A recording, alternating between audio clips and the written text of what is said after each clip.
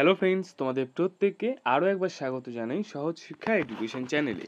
তোমরা সকলেই জানো যে আমাদের যে জিকে ইবুকটি রয়েছে, যেটা কিন্তু তোমাদের আপকামিং ডাব্লিউপি কেপি তারপরে ক্লাসশিপ প্রত্যেকটা এক্সামের জন্য খুব গুরুত্বপূর্ণ। সেখান থেকে জীবনবিজ্ঞান যে সাবজেক্ট রয়েছে তার থেকে আমরা কিছু ইম্পর্টেন্ট টপিক আজকে পড়ে নেব। অবশ্যই কিন্তু ক্লাসটা সম্পূর্ণ তোমরা দেখবে। আশা করছি এই ক্লাস দেখে তোমরা পরীক্ষায় অনেক উপকৃত হবে, তাই প্রত্যেককে বলছি দেখে নিও। এবং সর্বোপরি একটা কথা, যে যারা যারা চাইছো এই ফুল পিডিএফটি তোমরা নিয়ে প্রিন্ট করে পড়াশোনা করতে চাও, কারণ এখান থেকে কিন্তু অনেক কোশ্চেন্স কমন এসছে ডাব্লিউবিসিএস পরীক্ষায়, এবং আপকামিং তোমাদের যে পরীক্ষাগুলো বললাম সেগুলোতে 100% এখান থেকে কমন আসবেই। তো অবশ্যই কিন্তু তোমরা নিয়ে নিও শর্ট টাইমের মধ্যে জিকে যদি কমপ্লিট করতে চাও।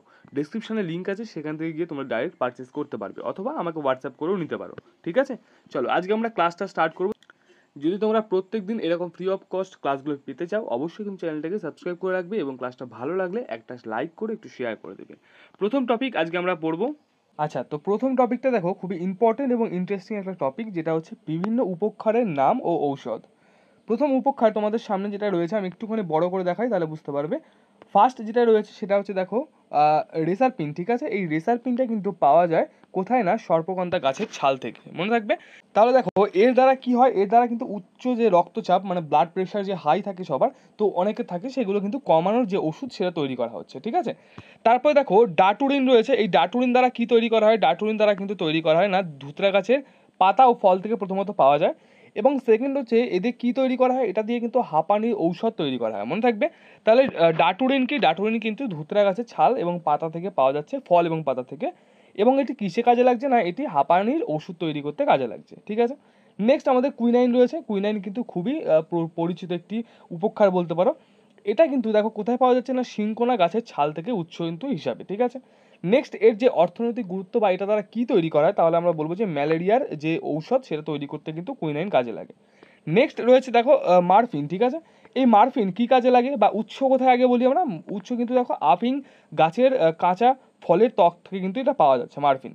এবং দেখো এটা কিন্তু কাজে কি লাগে না, গাঢ় নিদ্রা ও বেদনার ওষুধ তৈরি, মানে ব্যথার এবং যে ব্যথার ওষুধ তৈরি করতে কাজে লাগে, তার সঙ্গে কিন্তু খুব যে ঘুমের ওষুধ বানায় সেই ঘুমের ওষুধ তৈরি করতে কিন্তু মারফিন কাজে লাগে।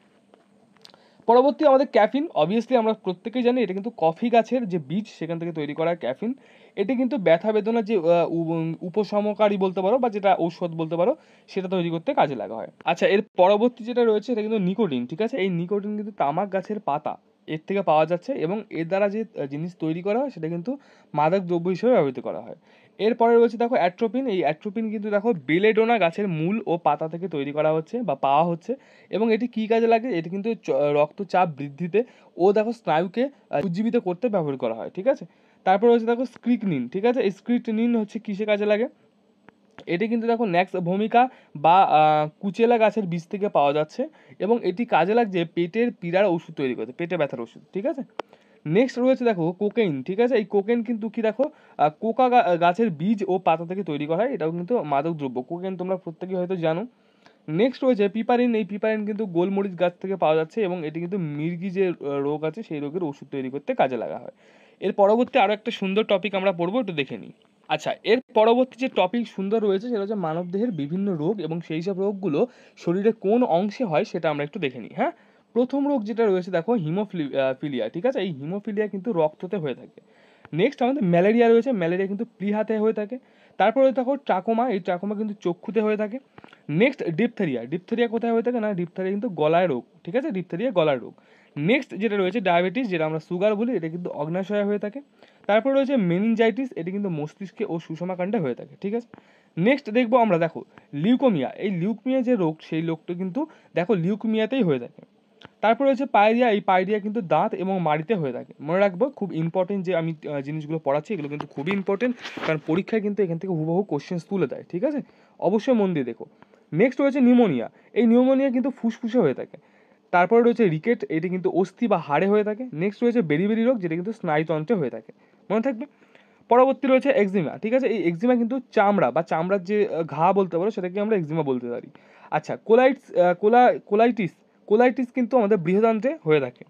নেক্সট রয়েছে যক্ষা। এই যক্ষা কিন্তু ফুসফুসে হয়ে থাকে। জন্ডিস রোগটি কিন্তু যকৃতে হয়। তারপর রয়েছে আর্থারাইটিস। এটি কিন্তু অস্থি সন্ধি যেটা রয়েছে আমাদের তাতে হয়। ছানি কোথায় পড়ে, ছানি কিন্তু চোখে পড়ে।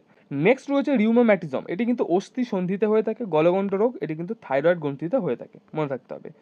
পরবর্তী রয়েছে টাইফয়েড রোগ, এটি কিন্তু ক্ষুদ্রান্তে হয়। তারপর রয়েছে প্লুরিস, এটি কিন্তু বক্ষ প্রাচীর হয়ে থাকে। এর যে রোগ সেটা কিন্তু দেহের দেখো ইমিউন সিস্টেমে হয়ে থাকে, ঠিক আছে, ইমিউনিয়াস সিস্টেমে হয়ে থাকে। ব্রঙ্কাইটিস রোগ, এটি কিন্তু ফুসফুসে হয়ে থাকে, প্রত্যেকেই আমরা জানি। হাঁপানি রোগ, এটি কোথায় হয়? হাঁপানি রোগ কিন্তু ফুসফুস ও ফুসফুসের যে আবরণী সেখানে হয়। তারপর রয়েছে কার্ডাইটিস রোগ, এটি দেখো কার্ডো থেকেই মনে রাখতে হবে যে কার্ডো যেখানে থাকবে সেখানে হার্টের জিনিস আছে। তো কার্ডাইটিস এই যে রোগটি সেটা কিন্তু হৃৎপিণ্ড বা হার্টে হয়ে থাকে। তারপর হচ্ছে ডার্মাটাইটিস, এটি কিন্তু চর্মতে, ডার্মা যেখানে থাকবে সেখানে মনে রাখবে চর্ম হিসেবে রয়েছে, কিছু না কিছু আছে। তারপর রয়েছে ক্যাটারাক্ট যে রোগ সেটা কিন্তু চক্ষুতে হয়ে থাকে। নেক্সট রয়েছে গ্লুকোমা, এই রোগ কিন্তু চক্ষুতে হয়ে থাকে। তারপর রয়েছে দেখো গ্লোসিটিস, এটি কিন্তু জিভে হয়ে থাকে। এবং দেখো গ্যাস্ট্রাইটিস, এটি কিন্তু পাকস্থলিতে হয়ে থাকে। এই রোগগুলো বললাম। নেক্সট যে রোগ রয়েছে সেটা কিন্তু হেপাটাইটিস, এই হেপাটাইটিস রোগ কিন্তু যকৃতে হয়ে থাকে। তারপর দেখো ওটাইটিস, এই রোগ কিন্তু কর্ণে বা কানে হয়ে থাকে।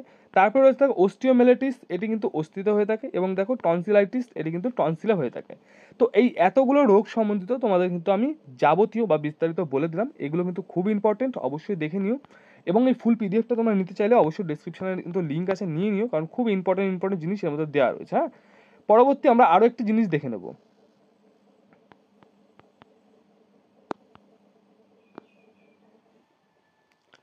আচ্ছা, নেক্সট যে ইম্পর্টেন্ট টপিক রয়েছে সেটা হচ্ছে প্রাণী ও উদ্ভিদের যে শ্বাসযন্ত্র সেটা দেখবো। হ্যাঁ, প্রথম প্রাণী দেখছি আমরা, সেটা কি রয়েছে না, অ্যামিবা, স্পঞ্জ, হাইড্রা ইত্যাদি যে প্রাণীগুলি রয়েছে এগুলোর যে শ্বাসযন্ত্র এটা কিন্তু সমগ্র দেহ থেকেই তারা কিন্তু নিঃশ্বাস প্রশ্বাস চালাতে পারে। নেক্সট কেঁচো এবং জোক, এদের যে নিঃশ্বাস প্রশ্বাস যে রয়েছে সেটা কিন্তু দেহত্বক থেকেই পায় এরা। আরশোলা, প্রজাপতি, ফড়িং, এরা কিন্তু 10 জোড়া শ্বাস ছিদ্র এবং ট্রোকিয়া বা শ্বাসনালী কিন্তু থাকে এদের, মনে রাখতে হবে। মাছ, এই মাছের দেখো ফুলকা, এই ফুলকা দ্বারা কিন্তু তারা নিঃশ্বাস প্রশ্বাস নিয়ে থাকে। কই মাছ, মাগুর, শিঙ্গি মাছ ইত্যাদি কিন্তু ফুলকা ও অতিরিক্ত শ্বাসযন্ত্র, মানে ফুলকা তো থাকেই, প্লাস তার সঙ্গে অতিরিক্ত শ্বাসযন্ত্রও কিন্তু থাকে এদের। শামুক, ওই জন্যই মেবি এরা অনেকক্ষণ বেঁচে থাকে। আচ্ছা, শামুক, ঝিনুক, এই যে এরা রয়েছে এদের যে মানে শ্বাসযন্ত্র সেটা কিন্তু ফুলকা, তার সঙ্গে কিন্তু পালমোনারি স্যাক্স, ঠিক আছে, পালমোনারি স্যাক, এগুলো মনে রাখতে হবে। চিংড়ি, রাজকাঁকড়া ইত্যাদি যে বলতে পারো নিঃশ্বাস নেওয়া সেটা কিন্তু বুকগিল বা বহি ফুলকা, মনে রাখতে হবে। মাকড়সা ও কাঁকড়া বিছে, এদের যে শ্বাসযন্ত্র রয়েছে সেটা কিন্তু দেখো বুক লাং বা কি আছে না বহির শ্বাসযন্ত্র। নেক্সট রয়েছে ব্যাঙাচি, এই ব্যাঙাচির কিন্তু দেখো বুক গিল বা বহি ফুলকা, এইগুলো দ্বারা কিন্তু তারা নিঃশ্বাস প্রশ্বাস চালাতে পারে। নেক্সট রয়েছে ব্যাং কিন্তু ফুসফুস, দেহত্বক, মুখগহ্বর, যেটাকে আমাদের গলবিলের মিউকাস পর্দা ইত্যাদি দ্বারা কিন্তু এরা নিঃশ্বাস প্রশ্বাস নিতে পারছে। নেক্সট সরীসৃপ প্রাণী এবং তার সঙ্গে পাখি, স্তন্যপায়ী প্রাণী, এরা সবাই কিন্তু ফুসফুস, মানে মানুষও কিন্তু ফুসফুস দ্বারাই নিঃশ্বাসটা নিয়ে থাকে। বুঝতে পেরে গেছো? তো আশা করছি এই টপিকটাও তোমরা ক্লিয়ার করে ফেলতে পেরেছো। প্রাণী ও উদ্ভিদের শ্বাসযন্ত্র খুব ইম্পর্টেন্ট টপিক ছিল, আশা করছি ভালো লেগেছে। এই রকমই কিন্তু বহু জিনিস তোমার এই ইবুকের মধ্যে দেওয়া আছে, যার মধ্যে হিস্ট্রি, জিওগ্রাফি, ফিজিক্যাল সায়েন্স, তারপর তোমার কম্পিউটার, প্রত্যেকটা টপিক, ঠিক আছে, এখানে কিন্তু দেওয়া রয়েছে সুন্দরভাবে। আজকের ক্লাসটা এই অবধি থাক, আমাকে একটুখানি বেরোতে হবে এক জায়গায়, যার জন্য আমি ক্লাসটা একটু ছোট রাখছি আজকে। ক্লাসটা ভালো লাগলে অবশ্যই প্রত্যেকটা লাইক করবে। এই সম্পূর্ণ ইবুকটা তোমরা যদি পারচেস করতে চাও, কিনতে চাও, ডেসক্রিপশনে লিঙ্ক আছে, সেখান থেকে কিনতে পারো, অথবা আমাকে হোয়াটসঅ্যাপ করেও নিতে পারো। দাম কিন্তু খুব কম টাকা রাখা হয়েছে, মাত্র 85 টাকায় এই দামটি রাখা হয়েছে। প্রত্যেকে নিয়ে নিও, কারণ এর মধ্যে যা যা জিনিস রয়েছে সেগুলো তোমার পরীক্ষার জন্য এনাফ, ঠিক আছে, এর বাইরে কিছু তোমার পরীক্ষা থেকে আসতে পারে না। প্রত্যেকে নিয়ে নিও। শেষে দেখো এরপরে আমাদের এমসিকিউ প্র্যাকটিসও কিন্তু রয়েছে। তো ব্যাস, আজকের ক্লাসটা এই অবধি থাকলো। ক্লাসটা একটু শেয়ার করে দিও, ভালো লাগলে লাইক করো। নেক্সট ক্লাস করার জন্য চ্যানেলটিকে সাবস্ক্রাইব করে রেখো।